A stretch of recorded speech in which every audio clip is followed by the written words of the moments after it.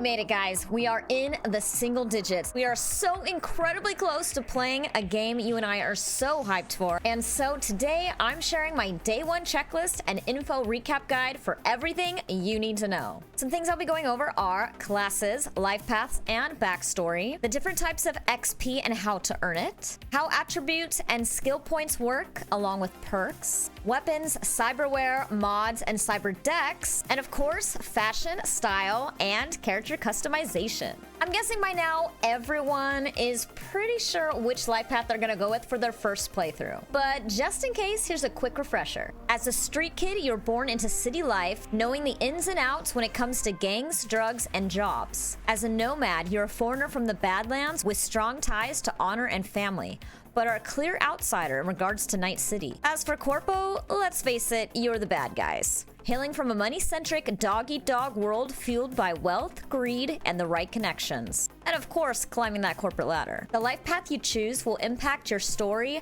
the characters you meet, and the dialogue options you have as you progress throughout the game. Jackie Wells will be an important character in each playthrough, while your relationship to him will alter slightly depending on which life path you choose. Backstory isn't just for RP. The life path you choose will affect dialogue options and how your character responds in certain situations that will directly impact the story as well as quests and rewards. Though we'll all be playing as V, you might be excited to know you can still choose a nickname for your character. As for classes, you can choose between solo or Netrunner, or a hybrid of the two. Solos like your buddy Jackie Wells are the best of the best, known for brute force, with body being your main attribute. These builds are hands-on and extremely powerful. So powerful, you can even rip someone apart. Netrunners are the masters of tech with a focus on hacking and stealth, sneaking their way past enemies or sneak attacking them from a distance depending on your build. To my knowledge, the techie class is no more. However, crafting, which was previously unique to the techie class, is now something you can do regardless of class, and you can even craft on the spot without having to be at a particular station. With crafting, you can dismantle loot to collect different materials, and with the right blueprints, you can even create items including weapons, clothing, healing aids, cyberware, or add mods to current cyberware, gear, and even weapons. No matter the class, everyone will use fixers. Fixers are your go-to contact when you want something done. They're the middlemen, connecting those that pay with those well-suited for the job. And keep in mind, they take their cut. As for experience, there are two types of XP in Cyberpunk, which count towards your total character level. The first is your standard or basic XP, earned in story progression by doing missions, where you earn skill points you can put into a skill tree, which I'll cover more in a bit. The other type of XP is street cred, which you earn by completing side missions and side quests. Street cred levels up your reputation in Night City, gaining you additional dialogue options and access to additional content, such as new areas and NPCs. This can unlock specific gear that will give you bonus street cred XP when you complete additional side activities while wearing it. Note that street cred also affects what you can buy in stores. Next up, attributes. The 5 categories are body, reflexes, technical ability, intelligence, and cool. Each category starts at level 3 and can be raised to level 20. On day 1, you'll have 7 points to spec into these categories. Body is great for melee players and those choosing the solo class. Speccing into body increases max health and reduces bullet spread. Reflexes will apply to gun and other combat skills, as well as movement speed and coordination, like your ability to quickly dodge attacks. Speccing into reflexes increases both crit chance shots and attack speed. Technical is used to improve armor and your skills for crafting weapons and things like hot wiring vehicles. Speccing into tech will increase your chance at craftable loot and will allow you to attack cyborgs and drones, and can help you steal parts in unoccupied cars. I should note that although you can drive stolen vehicles, you can't actually own them or summon them at will. Maybe you could talk your fixer into hooking you up with one, or perhaps you can earn one as a crest reward or buy one later on when participating in streetcar races. And if you do, make sure you bring a weapon along, as they're rumored to get pretty hairy. Which, by the way, if you die in the game, you'll load from a checkpoint, but you can also manually quick save before going into combat just in case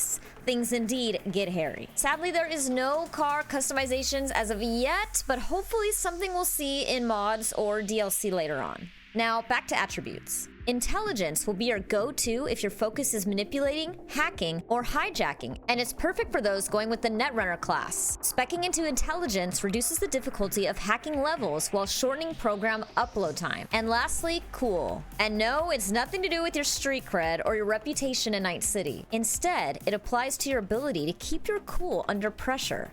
This especially comes into play during assassinations and affects your precision, stealth, sniper skills, and how you react in high-stress situations. Spec into Cool for stealth effectiveness, speed, and crit hit damage. You can even access a skill called Cold Blood, where you'll be granted certain buffs and perks if your health drops to a certain level, which I believe might now be called a Berserk skill. Each attribute gives you passive bonuses and comes with its own corresponding skills that unlock rewards and perks. These skills level by using them. For example, if you spec into the Technical Ability attribute, you'll have a skill called Crafting, which you'll level by crafting items. Each skill has its own level, which is directly tied to its corresponding attribute, meaning if your Technical Ability attribute is level 6, you'll only be able to level the crafting skill to a maximum of level 6. However, as you continue to spec into your attributes, you will continue to raise these skill level caps. Level skills to acquire perks and capstones. Perk points can be spec'd into any perk tree for rifles, handguns, and blades. Capstones are buffs achieved towards the end of the branches of the perk tree.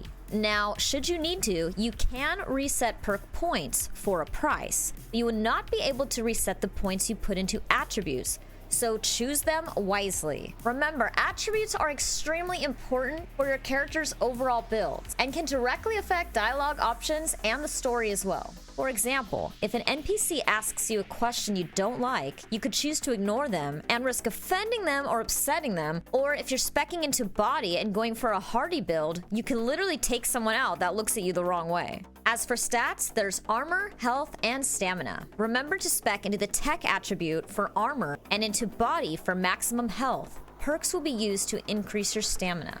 Weapons, cyberware, and mods. Weapons and cyberware come in 6 different forms of rarity: ordinary, unusual, rare, epic, legendary, and iconic, which is similar to legendary, but usually comes with a unique perk that changes the way they play and are found with specific characters. There are 3 types of weapons: power, tech, and smart. With power weapons, bullets can ricochet off cars, and you can even see the path of these bullets if you have cyber eye implants. Tech weapons can pierce through objects, walls, and can be charged to be more powerful and do more damage. Smart weapons can track targets with self-propelling bullets, but you'll need cyberware to access this feature. Each weapon type has its own perk tree, as mentioned earlier, categorized by rifles, handguns, or blades. Weapons can be different brands. Some, like budget arms, are common and on the cheap end, while some smart weapons come from Megacorp Arasaka and are rather expensive and probably more rare.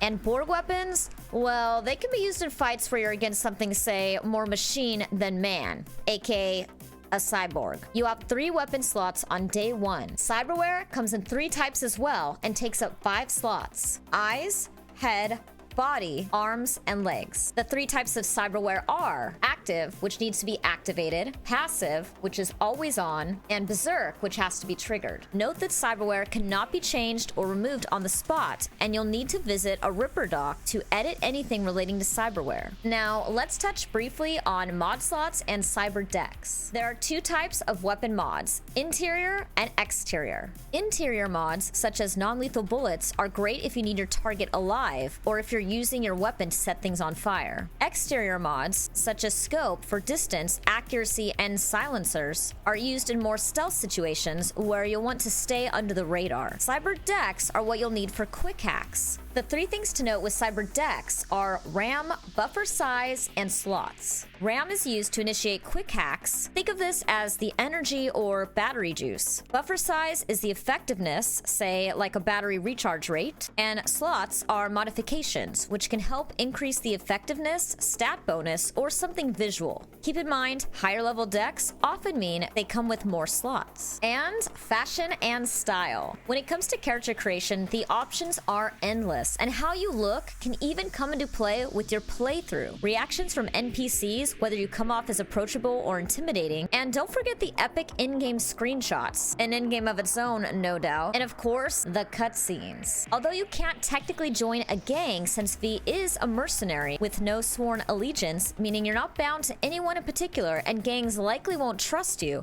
you can, however, try to become friendly with the gang through certain quest missions and gain access to their locations, where you can then loot and find gear, clothing, weapons, and even vehicles in the style of that particular gang. It appears you can even label and save certain outfit combinations. Say, if you have a go-to streetwear outfit and a completely different attire for socializing, smoozing, or seducing, or one specifically set up for missions and combat. There's even a special slot in your inventory where you can equip things like costumes to really enhance your FPS or RP. There are 4 types of styles. Kitsch, which is known for style over substance and low to middle income. Entropism, all about necessity over style and on the low income side. Neo-militarism, where substance and functionality come before style and fashion and fall under mid to upper level income. And lastly, Neo-kitsch, where style and substance are just as important as functionality and fashion and are only for the uber rich and celebrities. I believe some clothing can even have resistances such as fire resist that can give you an edge on certain missions. Now, if you haven't already, please don't forget to subscribe and turn on that bell to be notified when I post a new video. I'll be posting a ton more of Cyberpunk content, including my character creation, since I plan to RP this character live on stream, so be sure to follow me on Twitch. I'll put a link in the description below. Thanks for watching. I really hope you found this day 1 checklist and info recap guide helpful. If you did, please give it a like. Don't forget to subscribe.